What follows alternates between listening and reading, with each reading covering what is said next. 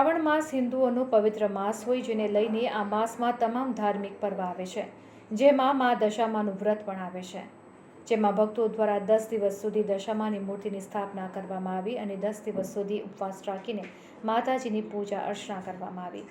ત્યારે છેલ્લા દિવસે આખી રાત જાગરણ કરીને મા દશામાના નામની આરતી તેમજ ગરબા રમઝટ બોલાવવામાં આવી હતી, જેને લઈને 10 દિવસના મોંઘેરા મહેમાન એવા દશામાની મૂર્તિનું ડીજેના તાલે નસવાડીની અશ્વિન નદીમાં માતાજીની મૂર્તિનું વિસર્જન કરવામાં આવ્યું હતું। નસવાડીથી રિપોર્ટર મુકેશ પરમાર।